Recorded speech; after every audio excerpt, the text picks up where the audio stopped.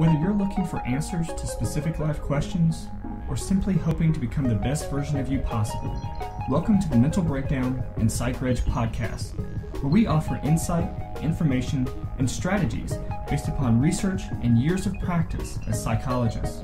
So sit back, have a listen, and get connected with our hosts, Dr. Berney Wilkinson and Dr. Richard Marshall. Earlier this week, we talked a little bit about boredom, and we're going to talk a little bit more about boredom today. Every time we talk about boredom, you feel bored? I learned a new word today, stultification. That's right. It's in the subtitle. It is in the subtitle. Boredom is good for you, the surprising benefits of stultification. This is stultifying. This just turns everything off. Just shut down the grid. I'm stultified. Yeah. This is interesting. Interesting idea. Boredom is good for you because typically we think of boredom in a negative, a pejorative context. You know, it's boredom is bad for you. Boredom, and you want to avoid boredom. Right. You know, the last thing you want is to be bored. And in fact, the definition of boredom is it's about this negative state, right? Right. The averse experience of wanting but being unable to engage in satisfying activity. Right. That's a negative. That's a pretty negative experience. Yeah. Right. And so for years, I mean, we hear parents and particularly parents of young children, because young children are active. They're active pursuers. Piaget told us that. And they said, well, maybe my child's bored. And parents worry about their kids being bored. They needn't worry about it. Mm-hmm. It's one of the things you can cross off your list. Mm-hmm. If your child is bored, it's not your problem. Right. Children need to find ways to engage. Okay. Mm-hmm. But appropriately engage. That's right. It's seen as if they're, there are a few things I can think of that would be not as good as boredom. If they're fighting their boredom by starting fires, that's probably a bad in the living room, bad thing, right? Yeah. So that would be a bad thing. But no, boredom is not a bad thing. What this article is about, and what we've been talking about this week, is boredom is not a bad thing. Right. And another reason why this topic comes up is because we live in a very rapid, engaging, connected world.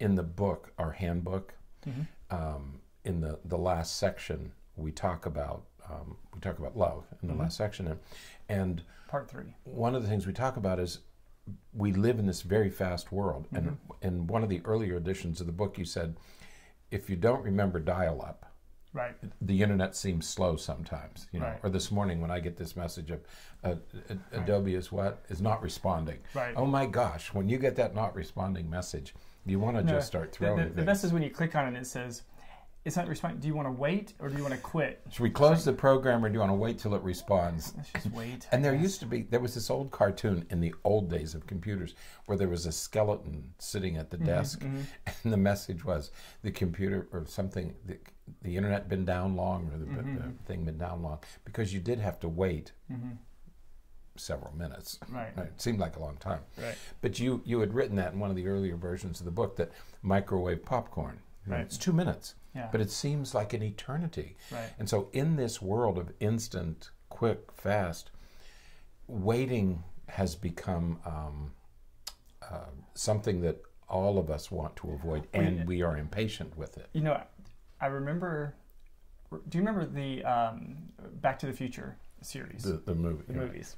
The second one. You're surprised that I remember? No, I thought that you would remember that one. Okay. In the second one, Back to the Future 2, when he goes to the future and he sees his family in the future. If you remember, Grandma brought a Pizza Hut pizza that had to be rehydrated. Remember? Man, Grandma, you rehydrate pizza the best. And they're saying, and it was like a couple of seconds that it took, and they're like, come on, hurry up. Right. We have such a difficult time with downtime, with waiting. And sometimes waiting can bring about some really important things, and we talked a little bit about that earlier this week, but we're going to go into a little more detail today. But it's, that movie was in the late 80s, and so it's not as though any of this stuff is new. Certainly there were video games and stuff like that in the 80s, but it was very different in the 80s than it is now, but some of these same complaints were present then. Oh yeah, and the whole concept of multitasking. I have so much to do, I can't just do one thing. Right. I need to have several things going. Right behind me, you can't see it on the screen, but right behind me, there's a little thing that says my brain has too many windows, too many tabs open, and that's what we do. We have all these tabs open because you can't. We teach at the university level, and you can see students wanting to do other things. They want to do 2 or 3 things while they're sitting there. Right. And so the idea is, if you're not engaged, if you're just waiting, it's really a waste of time. Who likes to wait in a line? Yeah. Like waiting for a movie ticket or grocery stores. If I have to wait, if I see 2 people in front of me, I think, oh, this is going to be an eternity. Who's really got this down to a science is our theme parks. Because theme parks will now sell you the Fast Pass. And so that's right. It's more expensive, but you can get the Fast Pass so you can kind of cut that long line. Right. The problem is that a lot of people are buying the Fast Pass. So now there's a line in the Fast Pass line. And so now, you can go into Fast Pass, which is supposed to be faster. But you still have to wait. But you still have to wait, 15 minutes, 20 minutes. Right. We'll make people wait for an hour, or we'll sell them. We'll increase the price so they can get in sooner. Yeah, it will increase the price, and they'll get in maybe half as fast. They'll cut it down by 30. Yeah. Right. So the idea is that we hate boredom. Right. Okay. We worry about our children being bored. When you're talking to somebody, there's these little gaps in conversation, and that makes you nervous. You have to fill in the gaps. So we've always looked at boredom in a negative way. It's something as something we should avoid at all costs. But what these articles are about this week is there's another side of boredom that we don't often think about, and that perhaps we should. And that's what this article is about. Right. Now, the author begins, and this isn't a very long article, but for an Atlantic, normally they're much longer than this. He begins by talking about the complexity of boredom, and we did a podcast on what was it, Tuesday of this past week, that covered some of what he's talking about here. Those different types of boredom.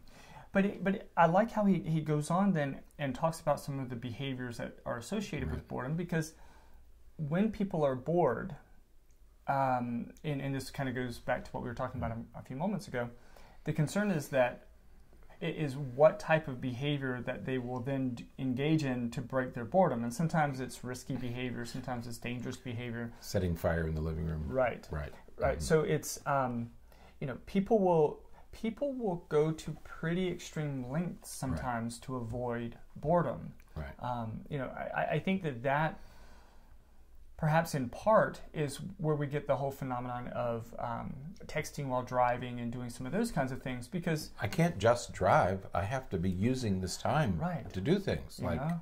I should be texting and communicating with other people. I mean, how many times do you see people reading I've seen people reading the newspaper and reading magazines, with the newspaper open in front of the steering wheel while they're driving. They lay it on the steering wheel.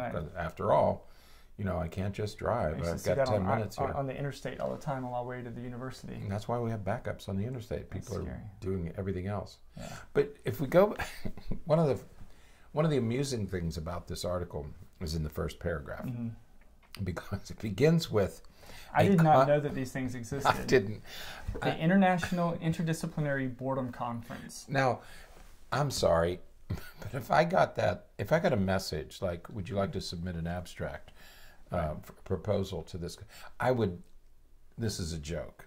It's either spam, or it's a virus, or it's some kind of a joke from one of my colleagues. This is it's a real conference. And it's held in Warsaw and it's 5 or 6 years old now. And the less scholarly forerunner, London's boring conference. No, I didn't know that this really existed. This is an area. This is a serious area of study, and I had no idea that these existed. Right. Yeah. It's fantastic. I mean, and people flock to them about vending machine sounds and other snooze-inducing topics, and it's just a fascinating world that I did not know existed. Right. I wouldn't mind going to Warsaw. Right. That would be nice. Yeah, but not for that. Not for the boring conference. But the interesting part is, you're right, it does come at the end. Right. You know, where they talk about the biggest problem with boredom. Boredom itself is not a problem. The problem is boredom can lead to risky behaviors. Right. You know, and it makes me think of those kids with oppositional defiant disorder, because we know that children who have oppositional defiant disorder and conduct disorder have under-aroused autonomic nervous systems, and that maybe what they're doing, maybe their, what we call their bad behavior, is simply techniques that they use to increase their arousal. How do you increase arousal? You move around a little bit. Right. If I start to get tired, I'll stand up and move around. We think of one of the pediatricians we've worked with here in Central Florida. He always gave the example of the long distance truck driver, who would get bored driving the truck, and so to increase arousal, you chew gum or you sing or you start talking or doing something. You had this little device in the middle where you practice arm wrestling. Right. I've seen that. In trucks, in long distance. That was a movie. It's okay. I got you. Over the top. Sylvester Stallone. It's okay. It's okay. It's a good movie, though. Pretty good movie. Never a boring moment here in Pack, Florida. I knew I would get you with that one. I did stop for a moment, didn't I? You did. Later on today, I'm going to stop again. I'll be driving down 75. Whoa, wait a minute. Over the top. Okay. Sylvester Stallone. Very nice. But you increase around, because boredom is seen as a bad thing, and it can lead to misbehavior in school-age children, because you're under-aroused. They get up, they sharpen their pencil, they go to the bathroom, and the teacher starts complaining that they're disengaged, but actually they're doing something good for their nervous system. Right. Well, and they mention it in this, he mentions it in this article, but there's been a series of studies that have been done putting people in boring situations, I suppose you could say. And interestingly, they found that a pretty significant portion of individuals, I think it's about 2/3 of men and 1/4 of women, would self-administer shocks, mild shocks, rather than be bored. Now you talk about negative. So you can sit in a room that has nothing. It's just all bare white walls, no sounds, no nothing, and there's just a button sitting there. And you know that if you push the button, it's going to shock you a little bit. 66% of men and 25% of women will still push that button because they cannot stand the boredom of just being. You can't stand boredom. You'll do anything, including hurt yourself, rather than be bored. And I think there's a message in there. Well, actually, there are two. For me, there are two messages there. One is, the human brain is a stimulus-seeking. It's always seeking activity. We face forward. You know, when people fall, they typically fall forward. We're always moving forward. We're always looking for things, and that's how we survived for hundreds of thousands of years. The brain is a voracious, always pursuing stimulation. Okay, and and it would rather shock. It would rather experience pain than the absence of stimulation. And what's the other thing that we know now? Solitary confinement. People actually become psychotic in solitary confinement because of the lack of stimulation, the intense effects of that kind of imposed solitude. Which is, you know, and I think it's almost as though that's what people fear when they think of sitting quietly for 15 minutes. You know, certainly with solitary confinement, it's not pleasant for anyone. But when you're talking about for 23 hours a day for weeks, if not months, you know, that's when you start getting into those issues. Some of these studies about where people were shocking themselves, they were just asked to sit there for 15 minutes. You're not going to become psychotic in 15 minutes. I don't think, but you know, but you might shock yourself, which is, and it also but that's the way our brains work. I mean, they are constantly looking for stimulation. Part of my little brain is thinking about the marshmallow test. You know, where kids are sitting in front of this marshmallow for what, a couple of maybe a minute, and they just cannot help themselves. That delay of gratification. And so the brain does that. It's always seeking stimulation, right. which is a good thing. And that part's good. But again, you need to be careful because boredom can lead to right. negative behaviors. Right. So what we need to do is we need to cultivate a positive method for using boredom. Right. Because boredom, well, okay, so we're using the word boredom here when we're talking about being in a situation with low or no stimulation. Right. All right. Maybe it's the wrong word. Mm-hmm. As you talk about that, yeah. we use the word boredom. Maybe the problem is the word itself right. that has a connotation. Mm-hmm. But you got to be careful what other words you use. Exactly. Because sometimes, when you think about, exactly what I was just saying, the sort of being in a situation where with little to no external stimulation, right. Mm-hmm. And you're going to sit there quietly and contemplate. Right. Right. In other circles, that's called meditation. In other circles, that may be called prayer. That's right. But it's sort of along the same lines. And so again, the idea of what we need to do, and maybe even need to teach our kids, is when there's not a whole lot of things to do, and you're looking mm-hmm. for something to do, and you can't find anything. There's nothing that you mm-hmm. want to do, or you're right. just find yourself sitting in this quiet, all-white room with just a red button that's going to shock you. This is a great time to start engaging in some mental exercises of thinking about things. Starting to explore different ideas. Now, these experiments that they did, mm-hmm. the one was the shock, that right. you would rather shock. The other one was priming. Right. Priming is a technique in psychology. Didn't they say if you're bored, you become more creative mm-hmm. and more? They use the word prolific. Right. You could produce more things mm-hmm. if you're bored. Right. So boredom leads to creativity and productivity. Right. Not just creativity, but right. productivity. Right. So boredom isn't necessarily a liability. It's right. not a disadvantage. It can, in fact, lead to more productivity. Right. And that's why you're talking about mindfulness, or not mindfulness, but yoga mm-hmm. or meditation right. is the absence of stimulation. Right. So maybe we're not talking about boredom, we're talking about the absence of stimulation, mm-hmm. right? And that's probably good for us, whether it's done on purpose, right. Such as meditation, mm-hmm. or whether it's done while you're waiting for the popcorn. Just wait for 2 minutes. Use right. that 2 minutes to get to calm. Right. Because that will be good for your brain too. Right. Right. Yeah. So I think absolutely. There's two strategies for appropriately using these times of boredom, these down times, right. these times with little to no pleasurable stimulation. Right. So the first thing is use it as a time to relax, right. Finding a center, taking mm-hmm. deep breaths. Just finding a sense of calm. Right. So when you're sitting there listening to the hum of the microwave, you're taking some deep breaths and just relaxing and pulling some of that right. energy down to find that calm.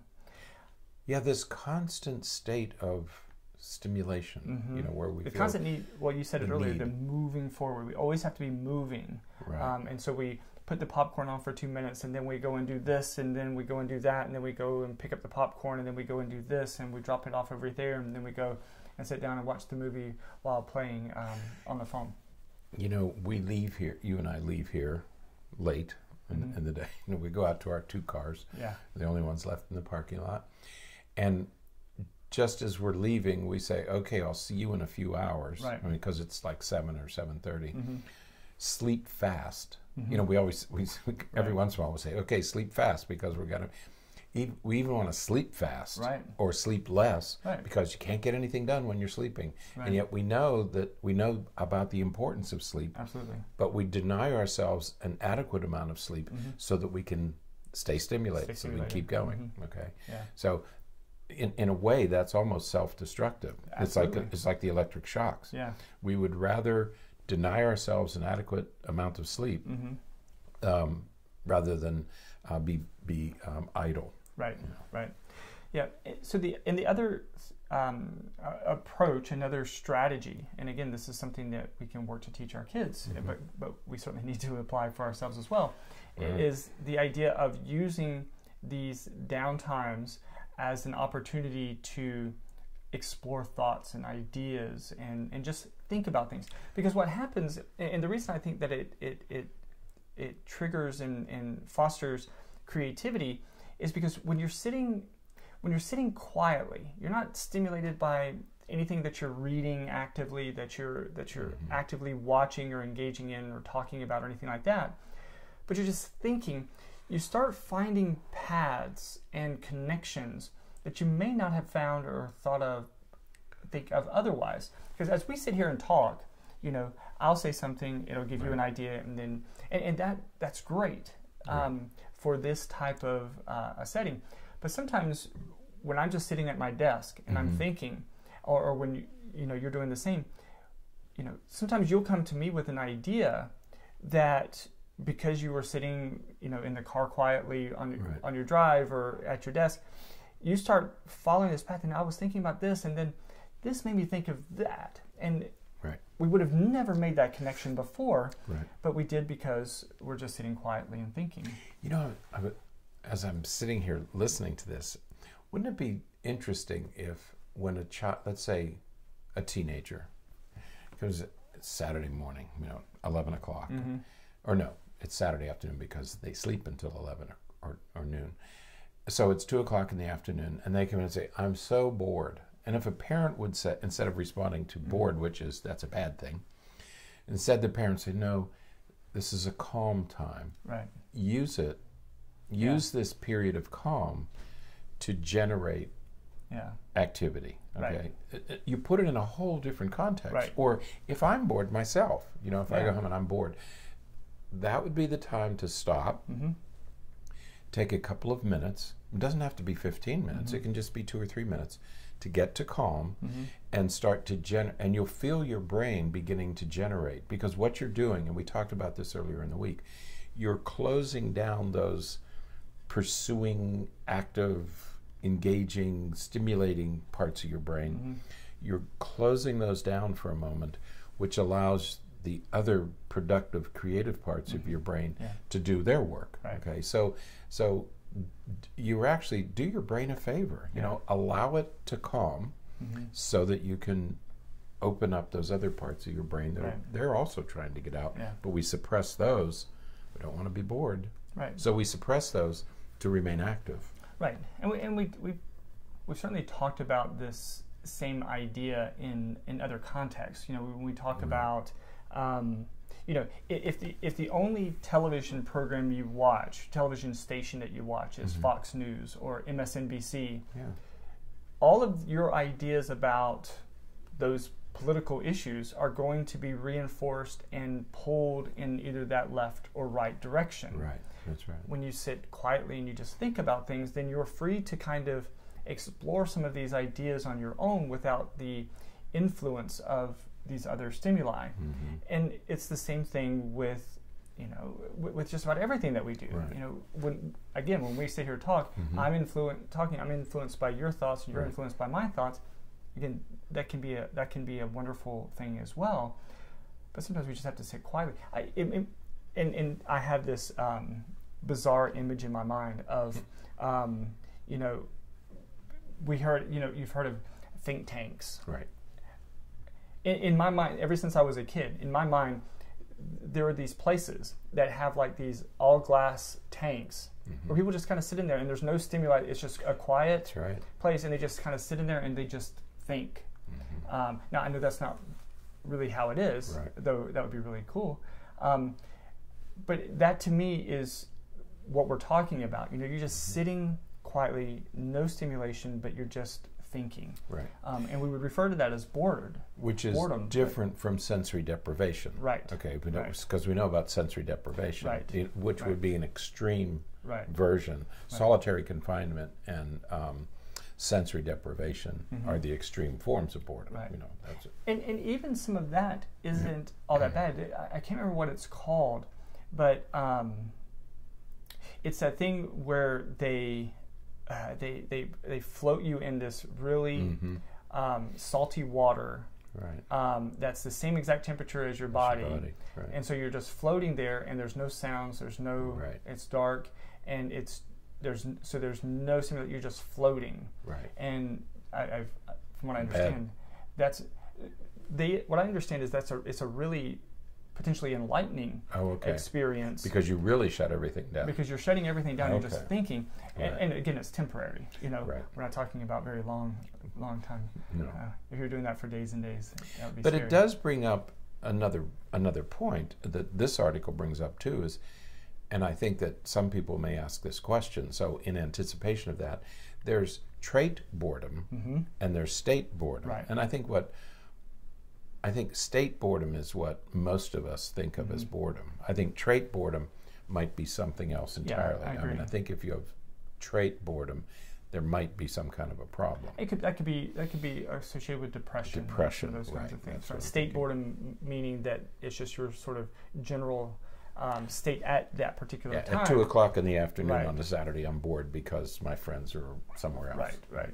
Trait boredom, however, it's a general trait of yours, and so it's sort of present in all kinds of settings at different times. Right. And But it's interesting the way they set this up, because there's trait boredom and there's state boredom, and then there's the 5 types of boredom. Right. But those are really the 5 types of, I would say, those would be state boredom. Those right. They're and they have to do with your emotional reaction to the boredom. Right. How you feel about the boredom. Right. Yeah. If it's distressing or not distressing. Right. So.